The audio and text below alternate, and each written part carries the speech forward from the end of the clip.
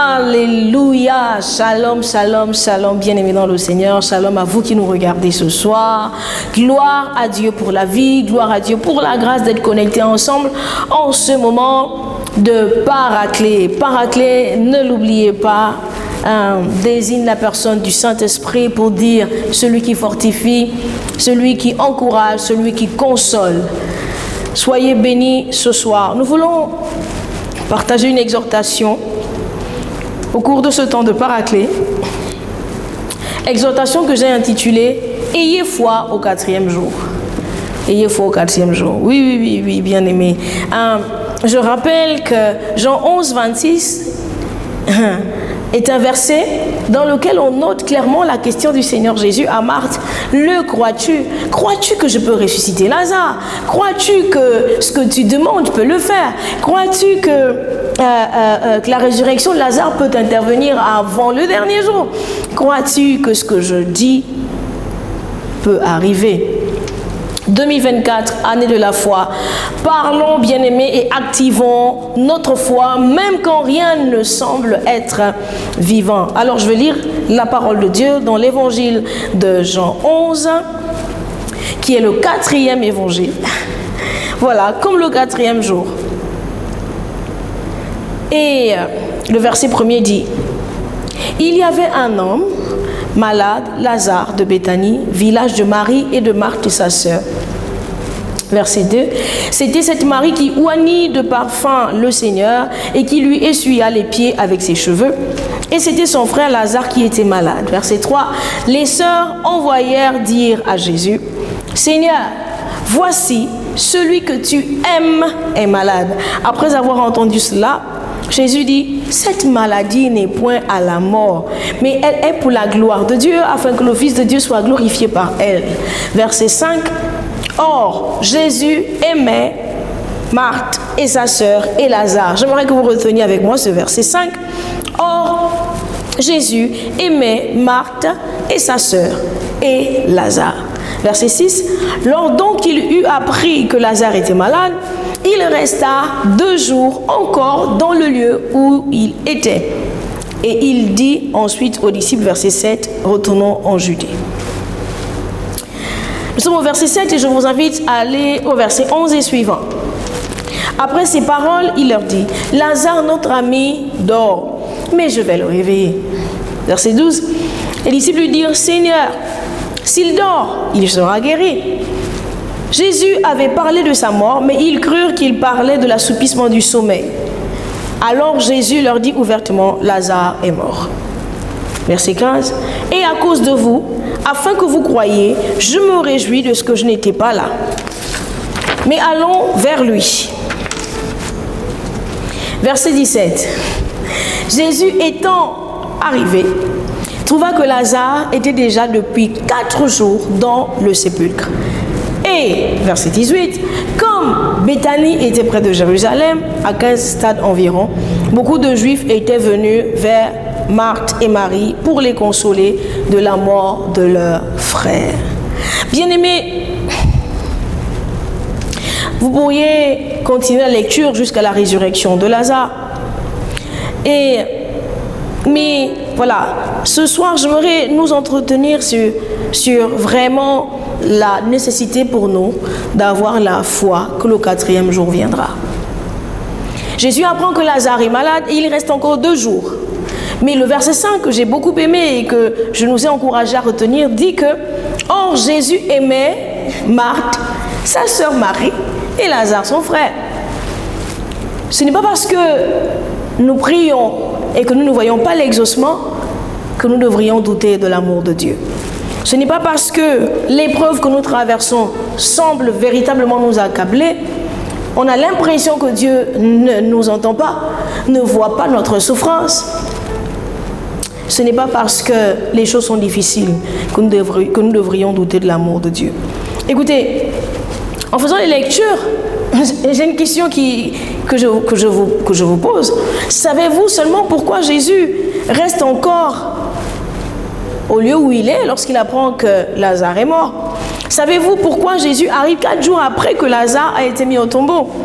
Mais écoutez, on apprend de lecture que selon certains courants de pensée rabbinique, l'esprit d'un mort restait avec le corps pendant 3 jours. Oui, et même dans nos croyances ici, j'ai entendu ce genre de choses. Ah, si vraiment, quand il est mort, il y avait quelqu'un pour agir de telle manière, il serait revenu à la vie.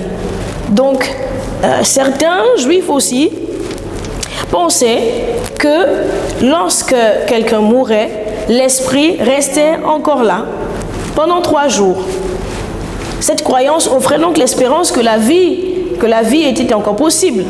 Mais au 4e jour, tout cet espoir était perdu. Donc, selon ces courants de pensée, 4 jours après, ce n'est plus possible. Là, la personne est vraiment morte. Mais 3 jours, on peut dire que la personne est dans le coma. Voilà. Et donc, si la personne revient à la vie, bon, Jésus, c'est pas si exceptionnel, quoi. Parce que dans nos croyances, nous savons que Lazare, l'esprit de Lazare était encore là, 3 jours. Mais alors Jésus vient au 4e jour, où l'espoir est perdu, où vraiment il n'y a plus de raison de penser que Lazare peut revenir à la vie. Et nous comprenons Marthe qui dit: Seigneur, si tu étais venu plus tôt, Seigneur, si tu eusses été là, mon frère ne serait pas mort. Marie le répète: Seigneur, si tu eusses été là, mon frère ne serait pas mort. Jésus vient au 4e jour, là où il n'y a vraiment plus d'espoir. Bien-aimés, est-ce que il nous arrive, ou il nous est arrivé d'être confronté à une situation où tout a montré qu'il n'y avait plus d'espoir? Les épreuves que nous traversons peuvent être accompagnées d'un sentiment de désespoir. Et d'ailleurs, le verset 35 de Jean 11 nous dit que Jésus pleura. Et vivement, gloire à Dieu, c'est le verset le plus court de la Bible, c'est le verset le plus court, pour montrer que c'est humain de pleurer. Et Jésus a compati à la douleur de Marthe et de Marie et de tout ce qui était autour d'elle. Mais souvent, j'aime à dire que c'est le verset le plus court de la Bible pour que nous comprenions qu'il faut aller de l'avant. On peut traverser des situations difficiles. Le Seigneur comprend, il compatit même à notre douleur. Mais surtout, il faut qu'on se relève très vite parce qu'il dit à Marthe: allons-y au tombeau. Allons me montrer où vous l'avez mis. Jésus arrive quand tout le monde a perdu l'espoir. Et là, il démontre et établit qu'il est Seigneur et Fils de Dieu. Christ ne sera jamais en retard. Quand tout espoir est perdu, bien-aimé, c'est là que le Christ intervient. Les hommes peuvent dire des choses rationnelles, vraiment ayant du sens, des choses bien construites. Les circonstances et les temps peuvent se mettre ensemble pour décrire une réalité. La science peut même donner son verdict. Mais en ces temps où nous sommes invités à la foi, à manifester la foi, en s'étant placés sous la bannière de la foi, nous ne devons pas nous résoudre à offrir nos vies à la réalité, bien-aimée. Oui, nous ne devons pas nous résoudre à offrir notre foi à la réalité, mais à la vérité. Même si la réalité a du sens, elle est réelle, permettez-moi le pléonasme, elle est concrète, elle est palpable. La réalité, c'est que Lazare était mort, c'est ça la réalité. La réalité, c'est que Marthe et Marie, ses sœurs, étaient accablées par la douleur, c'est la réalité. Mais la vérité, c'est que pour le Seigneur, Lazare dormait. La réalité pour les Juifs, c'est que ça faisait 4 jours que Lazare était mort. Y a-t-il seulement une épreuve que nous traversons? Les difficultés sont réelles. Le nom d'exaucement n'est pas une invention. Ça fait des mois que je prie. Ça fait des années que je prie. La situation que vous voulez voir changer semble ne pas bouger du tout. C'est la réalité.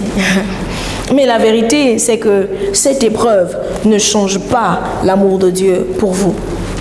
La vérité, c'est que cette épreuve, la vérité, c'est que cette réalité ne change pas l'amour de Dieu pour moi.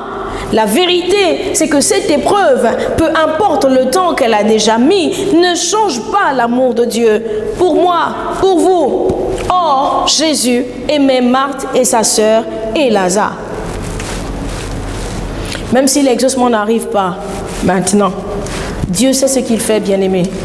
Même si l'exaucement se fait attendre, cela ne change en rien l'amour qu'il a pour vous.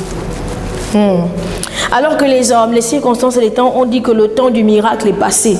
Oui, parce qu'on a dépassé le 3e jour. Oui, parce que vous êtes fatigué. Oui, parce que le stade qu'a atteint cette maladie est celui-ci.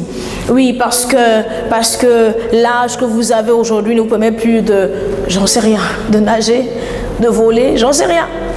Mais il y a encore une bonne nouvelle, bien-aimée, c'est que pour Dieu, aussi vrai que la semaine a 7 jours, alléluia, le 4e jour finira par arriver. Gardons la foi, bien-aimés, gardez la foi, souriez, le 4e jour arrivera.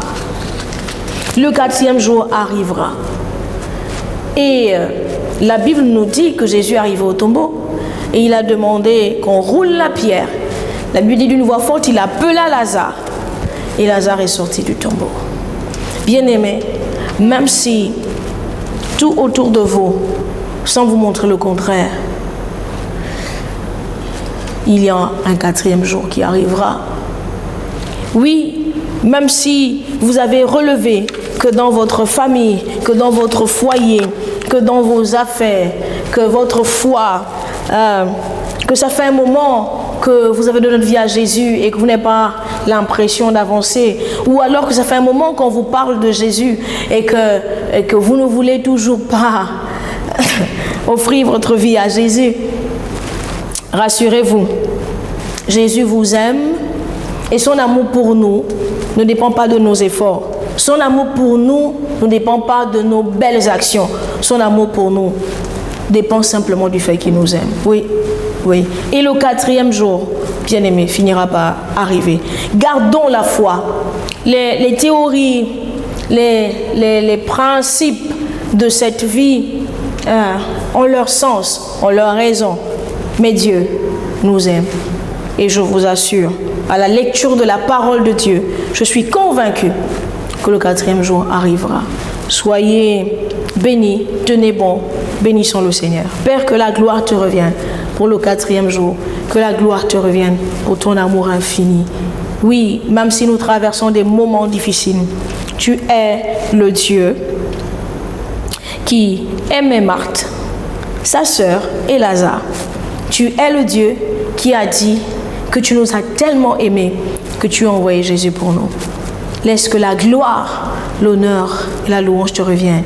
Parce que nous croyons que tu connais nos vies et qu'elles ont du prix à tes yeux.